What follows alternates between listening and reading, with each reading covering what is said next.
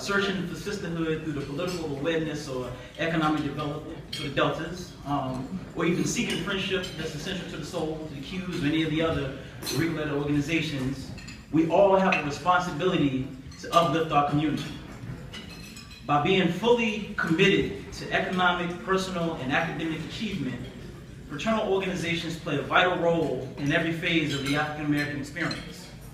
I'd like to thank those individuals who dedicated a great deal of their life, or any part of their life for that matter, to enhance the cause of civil rights and civil liberties in the pursuit of making America a more perfect union. I know he may get mad, but I want to thank my Uncle Ray Edmonds just for, exemplifying what it means to continue to be engaged and always reminding me to stay in the game and there's more work to be done. I truly wouldn't have made it this far without your vision and mentorship. Also, I think my father, I'm not sure if he's here now, he may have left, but I want to thank him for a lot of his encouragement. Both him and my uncle have sent a lot of money down here when I was in college to get me through college, so then I'll pay for dinner tonight. It's really good to be around you because I feel like I'm right at home. Again, I went down to school right down the road, and I'm originally from Petersburg, Virginia.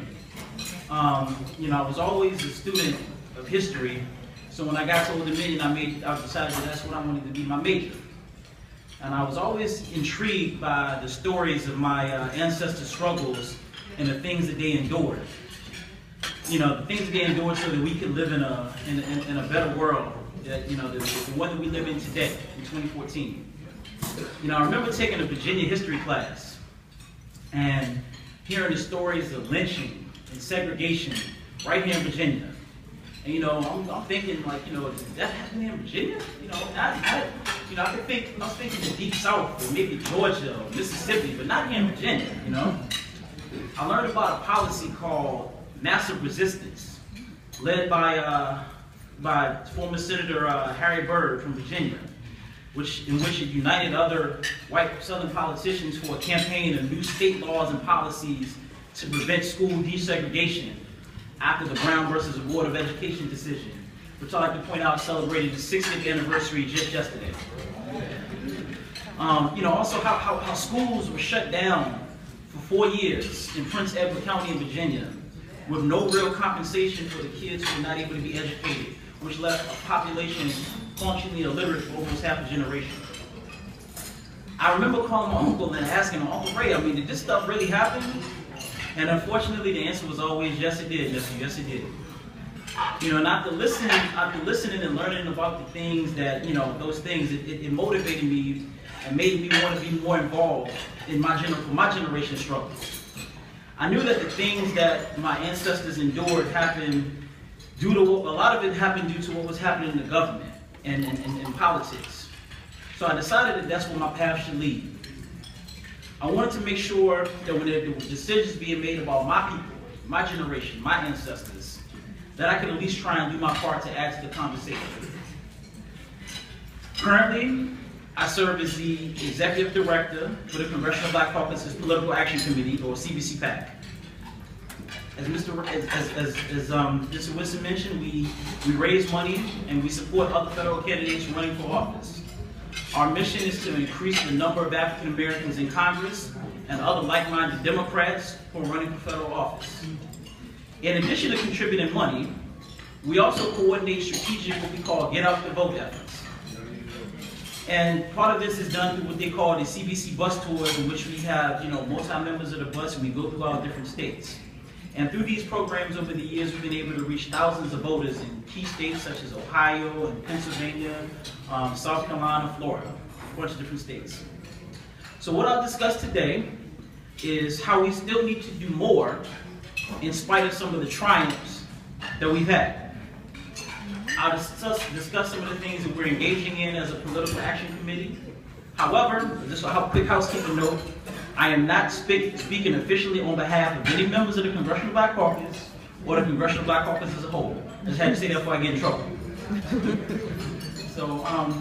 So anyway, as I was asked to come here to talk about civil liberties today, I'm reminded that July marks the 50th anniversary of the signing of the Civil Rights Act of 1964, which succeeded in opening public accommodations such as hotels and restaurants like the one we're in now, and helping to end workplace discrimination. During my 11 years working on Capitol Hill, I've met with hundreds of advocacy groups. And I often think about how the success of the Civil Rights Act in 1964 has inspired generations for all sorts of causes which had nothing to do with Jim Crow discrimination. In the decades that followed this passage, everybody, from animal rights activists to environmental extremists to gender equality advocates, have tried to further their group's agenda by framing it as a continuation of the Civil Rights Act. You have to pay homage to those individuals who came before us to make this possible. This bill was paid for by the blood, sweat, and tears of the martyrs of the Civil Rights Movement. Martin Luther King, Emmett Till, Medgar Evers, and countless others whose names remain nameless and won't ever make it to the history books. The greatest triumph of the Civil Rights Movement is that its success was based upon people who were willing to dedicate and sometimes risk their lives because they believe that the sacrifices that they made today would make tomorrow different from yesterday. So now, here we are in 2014. What do we do? We have a black president. Have we made it? Is that what they died for? Is it enough to just simply say thank you to those who have paved the way for our successes? Do we simply just thank them by citing in history books or during anniversaries of these momentous occasions, or name buildings on your monuments after them? I agree with you. We have to do more. We have to do more. We have to make it our mission to do more. I was once told by one of my old bosses, an old congressman. He said, "There are no final victories in politics," meaning that the struggles that we fight today will come back again someday. When President John F. Kennedy in 1963 in June of 1963, he called on Congress to pass what would eventually become the Civil Rights Act in 1964. I was reading this, and he rattled off a string of statistics intended to highlight the nation's continuing racial divide. And this is 1963, y'all, and he said that, and it was a century after the Emancipation Proclamation. And Kennedy said that African Americans born in that year, 1963, had about 1/2 as much a chance of completing high school as a white child born on the same place in the same day. Okay, y'all gotta follow me now. All right. He's also said that 1/3 as much had a chance of completing college, and he also said that they had twice as much of a chance of becoming unemployed, and the life expectancy, which is 7 years shorter, and only the prospects of earning half as much. And this is 1963. Does this sound a little familiar from what's happening today in 2014? It's a little familiar. Again, there are no final victories in politics. 50 years later, the battle to end discrimination has been far more successful than the effort to attain economic, educational, or social equality. Blacks have made huge strides in high school education, but still lag in college graduation rates. Their income has risen, a little bit better, but poverty rates have declined, but there's a massive wealth gap that still exists, along with persistently high unemployment and rates that sometimes double that of white Americans. Class and poverty have largely superseded race as a cause of inequality today, particularly in education. So great, and in politics, we're doing a little bit better. Black president, we're doing a little bit better, so we can clap for that. So here, we'll move on. But so great has been the increase in political power that black voter turnout the rate actually surpassed that of whites in the 2012 presidential race, and that the number of black elected officials has actually risen sevenfold. And yes, while school segregation and workplace discrimination have declined, too many African Americans go home to segregated, often impoverished neighborhoods. In 2006, Congress voted to extend the Voting Rights Act in the House of Representatives by a vote of 390 to 33 in the House, and by a vote of 98 to 0 in the Senate.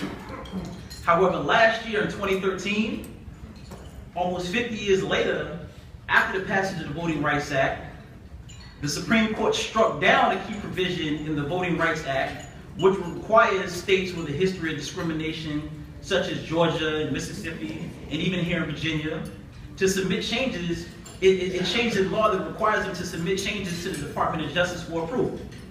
Again, there are no final victories in politics. After individuals who wanted to vote had to pay poll taxes and were forced to take literacy tests, we still have challenges to our fundamental right to vote. After 3 volunteers died during the Freedom Summer, were killed, we still have roadblocks to our right to vote. Immediately after the decision by the Supreme Court last year, the floodgates holding back discriminatory voting laws were officially opened. Within hours, officials in Mississippi and South Carolina announced they'd be moving forward with previously delayed voter discriminatory voting laws. In Texas, in 2012, a gerrymandered district map that was thrown out previously by the Department of Justice for discrimination, along with a strict voter identification law, were immediately accepted as law. Now, I completely understand the right to protect against voter fraud. I understand that you can't just go in polls and say you're somebody that you're not. However, y'all tell me this. Is it a coincidence that in some states you can use a conceal and carry permit for a gun, but you can't use a student ID? Come on now. Something's terribly wrong here, y'all. And we all know what this is about. There are some people, once again, some people, hoping to find us asleep at the wheel. There are certain political parties, Republicans, that have adopted a cynical national strategy to decrease our participation in pursuit of its own partisan interests. It's the conventional wisdom within certain circles, and within the other political parties, that their party's path to victory is lower turnout, which because they feel that, higher turnout, they predict means a Democratic victory. Because this is a non-presidential election year in 2014, they're hoping that we won't show up this November. With so many critical races for the Senate, for the balance of the Senate in North Carolina, and Arkansas, Louisiana, and Michigan, and so on, the challenges are too great for us not to be involved. President Lyndon Johnson once said that yesterday is not ours to recover, but tomorrow is ours to win or lose. We have to go out and win. It's not enough just to be against voting restrictions. We have to continue to encourage our people to even more people to vote. Excuse me. The Democratic National Committee recently launched what they call a voter expansion project. And the DNC's voter expansion project is moving beyond just simply protecting the right to vote, to being a leader, to being actually the leader in expanding the vote by building and maintaining a new permanent infrastructure for the Democratic Party and its candidates.